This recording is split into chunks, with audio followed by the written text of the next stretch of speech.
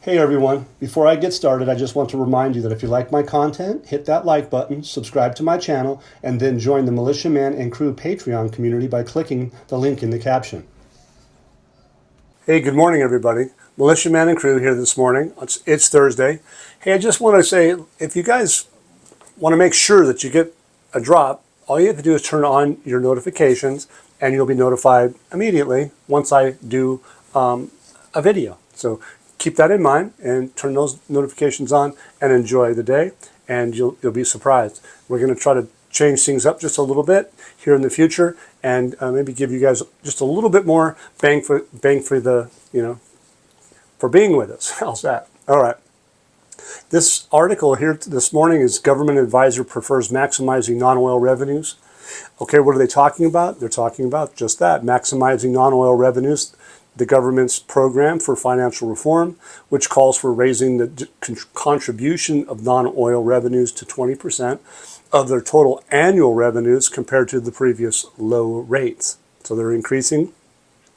It says the development of oil and non-oil revenues at the semi-annual level between 2023 and 2024 showed distinctive growth in revenues in general and non-oil revenues in particular. That's huge, everybody.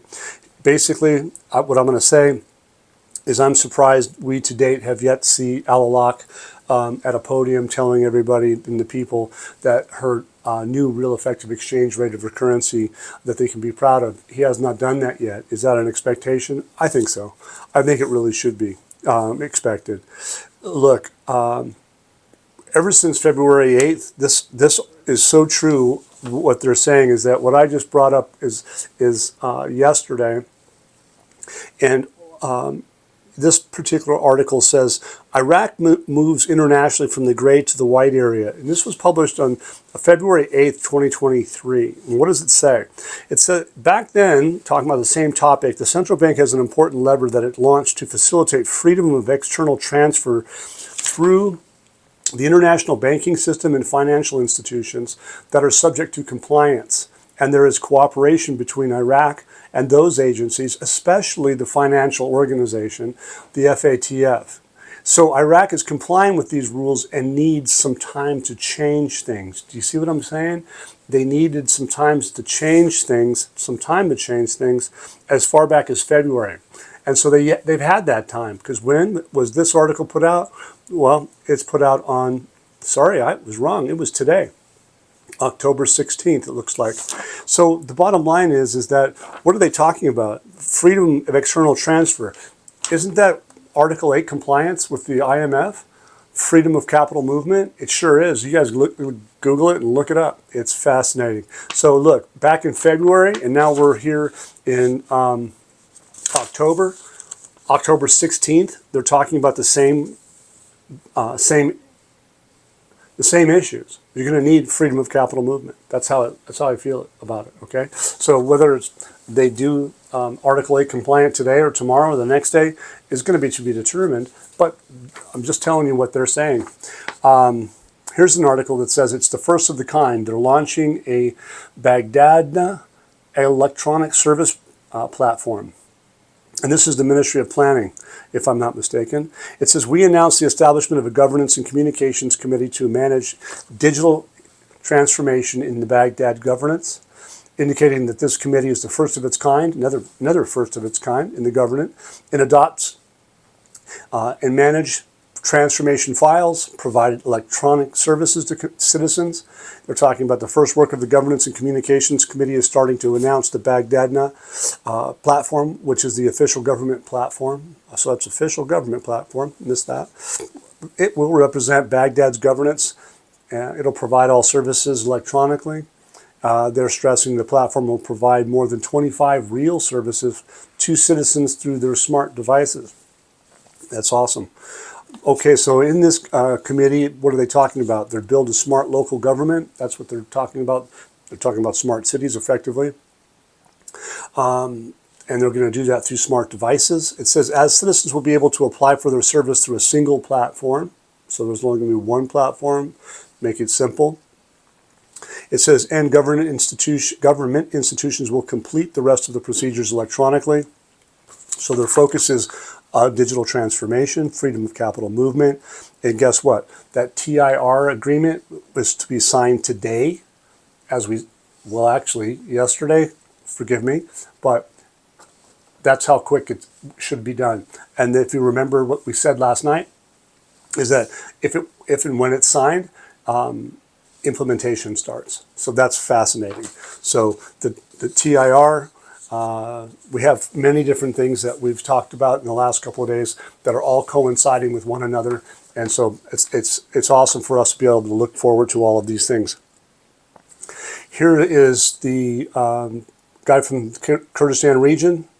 His name is Neshervan Barzani, and he's talking with the United Nations Assistance Mission for UNAMI. The only solution to the pending issues between Erbil and Baghdad is to fully implement their constitution. So they're talking about, Al-Sudani has talked about the other day, about what? The citizens embracing electronic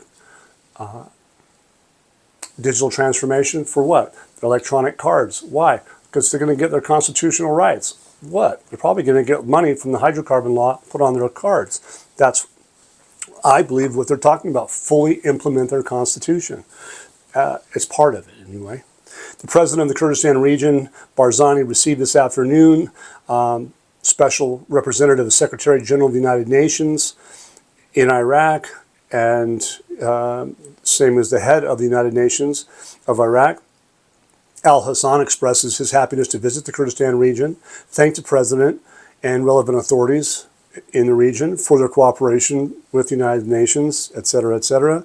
And what do they have? They said they're still talking about regarding pending issues between Erbil and Baghdad. Okay, they're going to have those ironed out, and I think they've already probably have it sorted without saying so. That's just my view. I'm fairly certain that the Supreme Court that we've talked about has made decisions, and I think the Kurds probably know that full well, and they're not even going to be voting on their government for a little while, a few days at least, that if I remember. It says here the only solution is to fully implement the Constitution, maintain peace and stability in Iraq, as well as improve the conditions for the Yazidis and restore peace and security in their areas, considering the return of displaced to their homes in necessity. Again, we're talking about what? We're talking about the HCL. So the Supreme Court has made decisions on that matter, and I'm sure they need to be met, and I wouldn't be surprised if they have to do it now rather than later. So that is another key indicator that big things are happening. Here's one that says it's called the public-private partnerships. Told you there was going to be partnerships in the private sector. It's going to be, partnerships between the private and public sector is going to be a component. So it says here, the Prime Minister Mohammed Shia al-Sudani had previously stressed that the government has no intention of privatizing government companies, but rather achieving a productive partnership with the private sector, indicating that the success of any ministry in these partnerships will be an incentive for other ministries. It goes on to say that the partnership between the public and private sectors achieves a set of gains more than the traditional insurance and purchasing methods. He's indicating, though, that the partnership allows for the activation of the economic decentralization, and thus state agencies can benefit from the expertise of the central unit specializing in partnership contracts and develop projects that do not have the efficiency and experience to develop. Again, the lady goes on to say that the partnership between the public and private sectors allows for obtaining financing outside the general budget, which is borne by the private sector. So she's noting that increasing entry of government agencies into partnerships helps stimulate the private sector and contribute to greater employment. So basically, what is it? We've talked about this in the past. Economic renaissance is underway. An industrial renaissance is on the way, if they're not the same. They're going to be at least a major resource of revenues to these partnerships between the private and public sectors. Activation of the partnerships is underway. So that's awesome, you guys. That's how I see it.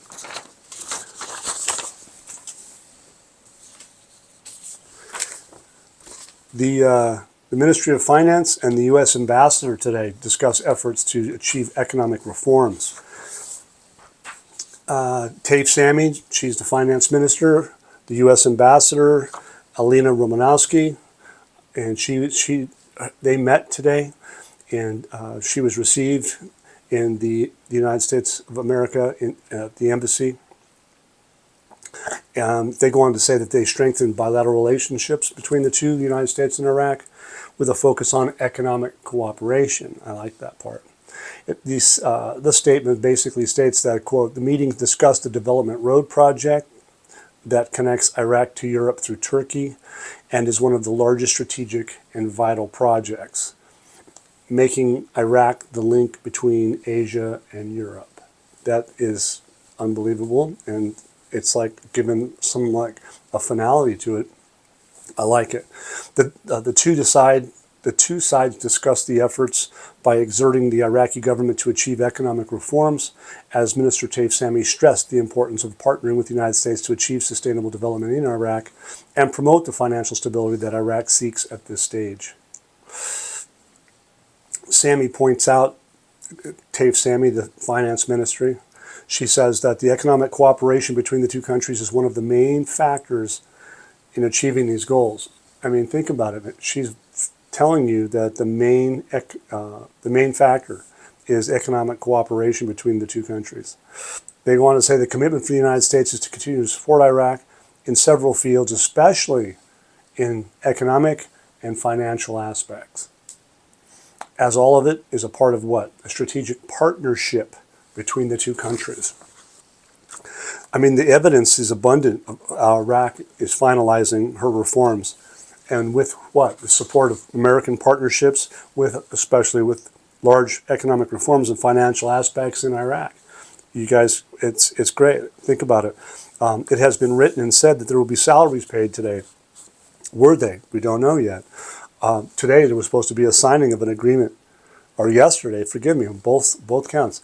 An agreement work to be signed, and implementation for the TIR was to be started. So all of these things are going to be linking the East to the West. And they told you it was going to be via what? Europe, via Iraq's development road program. They're going to need the freedom of capital movement, you guys, and that's going to be the real effective exchange rate. And I don't think I'm going to be wrong on this one. I don't think we're going to be wrong, and I think you guys probably know as well as I do that it's kind of obvious at this stage. What are we waiting for? Well, we're waiting for Al-Awlaq to make an announcement, I believe, in some shape or form. It's going to be his job. He's the CBI governor, Central Bank of Iraq governor. So, but anyway, interestingly enough, when we talked about the Article 8 compliance, the Article 14, what are they talking about? Freedom of capital movement. So anyway, here's an interesting article that came out yesterday. And I think it might even predate that just a little bit. I think they printed two different ones, but here's the one that I took my eye. Well, two articles that both took my eye because they talk about the same thing. This one's just a little bit more in depth. It says Iraq increases reserves at the IMF by 50%. It says here, a meeting of the Iraqi cabinet this evening approved an increase in Iraq's quota of the International Monetary Fund by 831.9 million special drawing rights, SDR, equivalent to about 1.45 trillion Iraqi dinars, or 1.1 billion US dollars. Based on the exchange rate as of October 8th, 2024. Okay, this 50% increase in Iraq's previous quota will enhance the country's voting power with the IMF. The additional allocation will be included in the 2025 budget. The IMF created SDRs as an international reserve asset to supplement member countries' official reserves. They're not a currency, but rather a claim on freely usable currencies of IMF member countries. They serve as a potential source of liquidity for IMF member nations. And there's a lot of member nations. It's not just a few. SDRs represent a weighted basket of major international currencies and can be held as part of a country's foreign exchange reserves. Adding SDRs to a country's international reserves make it more resilient financially. You guys, I'm not sure, they don't really tell you if they purchased by using foreign reserves, which would be the dollar, to buy their SDR. But they do tell you that they have an equivalency of 1.45 trillion Iraqi dinars, or 1.1 billion US dollars. Okay, but what does it do? It creates resiliency for the financial system, okay, for the international financial system. And it helps with member countries that may need loans, for instance, to facilitate trade. So look, this move is likely a very strategic move, and it's going to be for a purpose. My view, our dear friend Petra has always stated, all boats rise with the tide. Iraq just added a big position to support her financial resiliency. I'm sure this move is going to be very noticed around the world.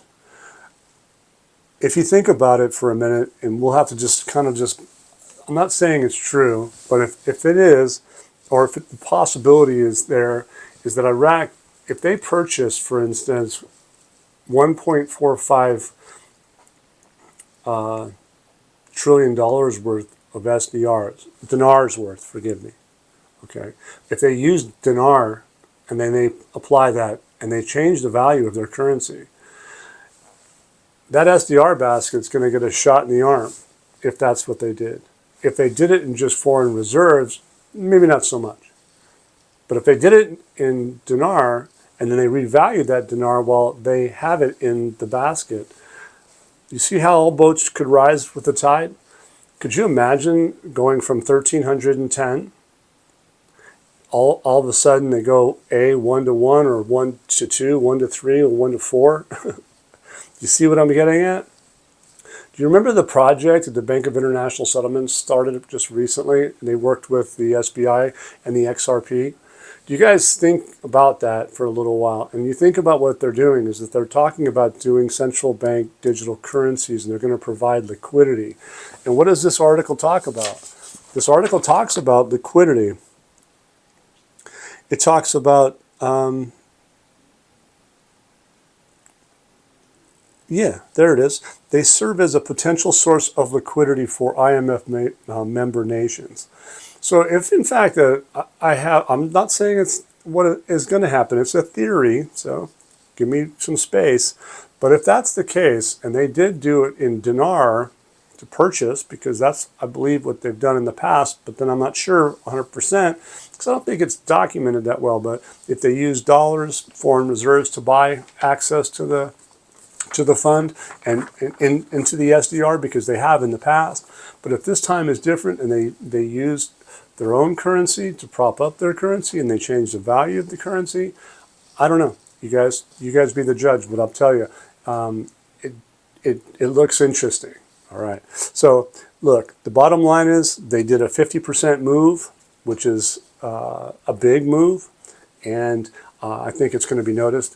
And I think the timing of it, as you guys should think too, probably, is that it's for good reason, and it's all for a purpose. So anyway, thank you for being with me. And please, you guys, if you like my content, hit subscribe, add a nice comment, add a comment. And then please, thank you so much for your kind donations at Venmo, Zelle, and PayPal. They go a long way to help people like Samson, Gigi, and the crew. Okay, so thank you very much and have a good week. Once again, guys, don't forget to hit that like button if you like this content, subscribe to the channel, or join us at the Militia Man and Crew Patreon community for even more exclusive content. You can also donate to this channel by hitting the links in the banner to help keep this page up and running. Your generous support is greatly appreciated, as always. Much, much appreciated. Thank you so much and have a great day.